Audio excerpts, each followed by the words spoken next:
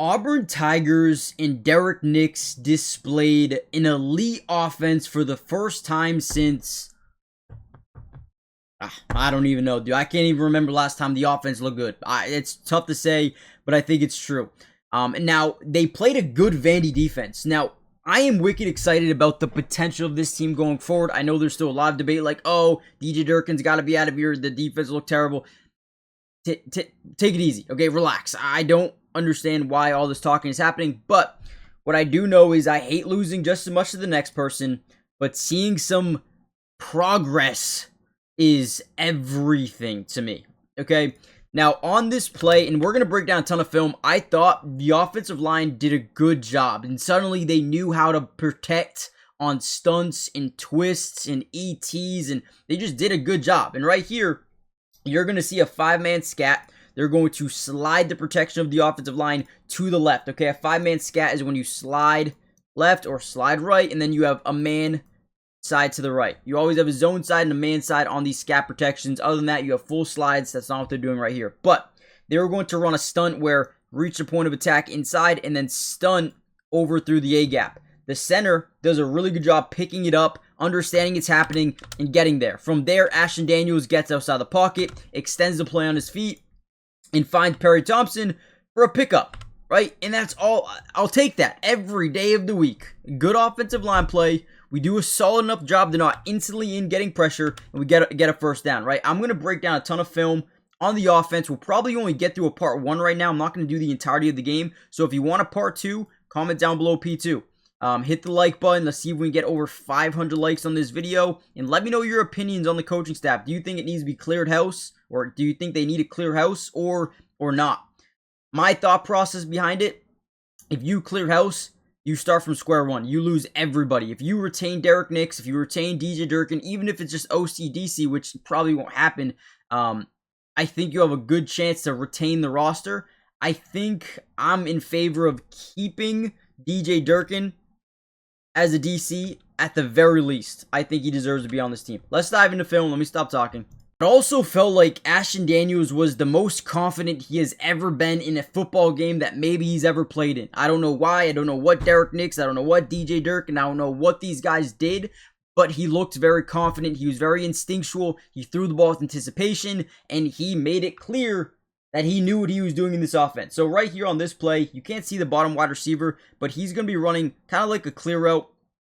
We're also going to be running this quick little out, and we're going to be running this quick little hitch. We are trying to make these zone defenders pick and choose where they're going to go, who they're going to guard, right? So off this snap, we're going to notice one thing very quickly here. Offensive line, 5-man scat, slide left, man right, right? Ball comes out early. Look at how quick the ball is out. Anticipation. Before he even fully breaks on his route, ball is out, boom. Pick up a nice chunk of yardage. Again, take it every day of the week. If they're going to sit in the zone, pick apart the zone, right? And that's what he did. And then they picked up a 3rd and 19. I don't think I've ever seen them pick up a 3rd down. Okay, obviously I'm kidding. But 3rd and 19, they overload line of scrimmage. They're pretty much showing everybody. And you know what we didn't do is we didn't come out in 12 personnel, max protect, have 2 routes on the field. A lot of times, Hugh Freeze in this offense did that, where they'd say, okay, if they're going to send pressure, we need at least 2 tight ends. We need to put a running back in the backfield. We need a max protect, which means you only have 2 wide receivers that are running routes. And that is just not going to do it for you. It's not going to do it for you, right? So we say, you know what? We're going to go 5 wide. We're going to go empty set. We're going to throw the ball quickly. They're in a cover 0. You could tell everyone's kind of just in line, right? This is a cover 0 all day long. And guess what we do? We run a smart play. Quick screen, throw the ball early. Boom, love it. Now we have blockers out in front. They had 4 or 5 guys over commit to the pass rush. And now guess what? Malcolm Simmons, playmaker after the catch, turns us up the field and picks up a 1st down. This is just, it's offense. I didn't think I'd ever see offense with the Auburn Tigers, if I'm being completely honest with you. But it's there. It's there. Derek Nix, baby. I mean, again, if you can, I don't want to say mirror this, but if you can do something close to this versus Alabama, it's done. It's over. You're hired. You're the guy. I don't know. Dude, I guarantee you, Hugh Freeze is sitting somewhere like, dude, if I didn't have an ego, if I just allowed Derek Nix to call the plays, I'd still be the head coach right now. Most likely. Again, it's very early. It's very, very early. Small sample size. But if Derek Nix is anything like that consistently, sign me up. Once again, ball is out early, on time, on target. We're going to get a quick little hitch route. We're going to just see what this defense is in. Obviously, it's not man coverage. We can almost tell that right away. It could be man coverage. But even if it is, it's super off man coverage. Right? So as we drop back, right, we could tell they're in a zone. Everybody's eyes are on the quarterback and not their wide receivers. And once we tell this guy's in a back pedal, throw the ball. Just get it there. Just get it there. If we pick up 4 yards, right, make it manageable. Boom. Not only that, he makes the man miss, gets up the field, picks up a first down. I'm telling you, Ashton Daniels, he was confident in this game. Look at this. Now we come out with 12 personnel. Essentially what that means, if you guys don't know personnel, we'll break it down really quickly. You can have 12, you can have 10, you can have 11, you can have 21, 22, 31. The first number is always going to represent their running backs in the backfield. Second number is going to represent tight ends. We have 12 personnel, all to the left side, all to that strong side. We also could see that they have 1 high safety, but because it is 1st and 10, this defense is very... I'll say they know that a potential run could be happening here, right? Because if it was 3rd and 10, probably not. But they are playing the run, which means we've got off coverage, inside leverage with Eric Singleton, DBs lined up to the outside shoulder to Eric Singleton. We have that all day. If this guy bites down ever so slightly, throw the ball. Throw the ball. That's something that they just haven't been doing as of late with Hugh is throwing the football, right? So off this play fake, what's the first thing we notice? First step is up. It's a false step to the right, which means we probably had a one-on-one here, could have thrown that, or could have thrown Eric Singleton. Either way, they're both open for the most part. I would have liked to fade to the bomb side. So I'm glad he took the Eric Singleton throw and a great grab. That's why you throw your guys the football. Even if it's tight coverage, give them one-on-one options. Give them a 50-50 chance. Here we go again. Very, very instinctual. We're going to be running quick hitch. I mean, we've been running hitches all year. They just don't work. I don't know why it suddenly started to work in this game. Again, I feel like it comes down to Ashton Daniels being very instinctual. This guy's going to turn his back, get to his zone very quickly, and once he does that, ball needs to be out. Ball needs to be out. They got no one else over here unless this edge rusher drops back into a quick zone.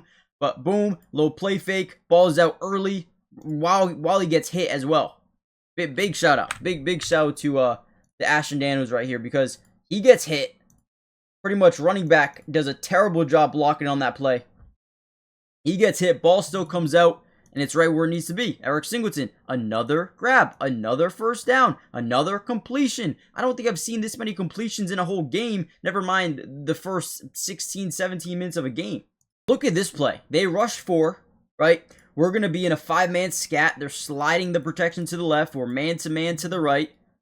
Look at this offensive line. We go through what we call a full field read, okay? A full field read is essentially, and honestly, the ball, I'm glad he didn't throw this early. He probably would have got absolutely nailed, but it's there. Like, it's possible to get that ball off. It could be a hospital ball, though, so I'm glad he didn't throw it. A lot of quarterbacks would have thrown it, so I'm glad he didn't. But a full field read, he scans right, and then scans all the way back to left, looks at everybody. Off the backside, we have this top side dig, right, over the middle of the field. This linebacker bites down a little bit. Middle of the field opens up. Offensive line doing a tremendous job. Boom. Laser. Finds Cam Coleman. Thank you. I'll give credit to the offensive line on this one. They did a tremendous job in this scat protection. Tremendous job. I know I'm getting hyped up, but man, this offense just looks 20, 30, 40, 50, 90 times better than it was ever all year. Another solid play here. We're going to just get a straight bootleg out to this right side. We're going to leak Jeremiah Cobb out the back. Everything else needs to get vertical. See if we can get all of these guys to overcommit to the deep ball. And we'll see if we can get these second level defenders here to overcommit to the run. Right? The little just scramble. This guy overcommits. This guy bites down. They kind of leave Jeremiah Cobb wide open in the flats here. Take what they give you. Boom. We take it. And guess what? We pick up a nice chunk of yards. Another first down there. Stacking first down, stacking completions, stacking easy complete. I mean, it's what they needed to do all year. And they had this nice touchdown. Ashton Daniels get blockers out in front. Right? Just get guys out in space.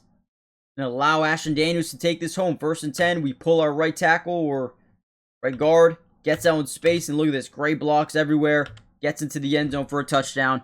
We're only not even 2 quarters into the game. I'm going to end the video here, but trust me, there is a lot more film to break down. I would like to go a lot more in-depth, but loved the offensive play calling versus a good Vanderbilt defense. I wish they would have won the game, obviously. And I know everyone is sick and tired of losing. I get it. But the entire year, I've been sitting here complaining about, listen, our offense is dirt. Our offense is terrible. They can't move the ball to save their lives, right? Now they do move the ball. Now they have a great offensive game. One of the best offensive games we've seen in the past 2 decades, it feels like. And suddenly everyone is still saying how the defense sucks and we need a new DC. Like, listen, I think because you have to understand that we don't really have a defensive coordinator right now. Because DJ Durkin has a lot of responsibilities. He's got to take care of the offense. He's got to take care of the D. He's got to do everything, right? Now, if you retain DJ Durkin and Derek Nix, I think you keep a lot of the roster here. I think you do. I think you keep a lot of the recruiting class here. And add a defensive coordinator, someone that is a good defensive mind on the defensive side of the ball to kind of, and I guarantee you, this dude, DJ Durkin, knows some good defensive guys out there. Bring someone in, right? But if you clear house, I think you lose everybody. I think you lose Cam Coleman. I think you lose Eric Singleton. I think you lose Perry Thompson and Malcolm Simmons. And I think you lose Jeremiah, maybe not Jeremiah Cobb, but you lose everyone on the offensive line probably. You lose Deuce Knight. You have nobody. You're going to lose everybody. So everyone who's saying, oh, go hire, a Power 5 coach in Summerall. Sure, Summerall could be great. But at the end of the day, he's going to have to rebuild right where Hugh Freeze was. If you're telling me you think if they clear house DJ Durkin, Derek Nix gone, you are losing a lot of talent. And we're going to be sitting here in 2 years saying, why are we not good yet? Is he a good recruiter? Is Summerall a good recruiter? I don't know. If anything, I think the best thing that you could do, you guys can let me know what you think, hire Kenny Dillingham as head coach, retain DJ Durkin, and tell Kenny, I mean, I guess you'd probably lose Derek Nix. But from what I just saw in this game, was happy about what Derek Nix did. And if it's consistent over Mercer and Alabama, sign me up. Now, if it's bad, if it goes back to 10 points a game versus Bama, right? They score, if it's 17-10 game, a lot of bad drives, then I'll be like, okay, retain DJ Durkin, get a whole new offensive system. But you guys let me know what you guys think. Hit the like button, subscribe. Part 2 will come out soon if you guys want it, and I'll see you guys then. Peace.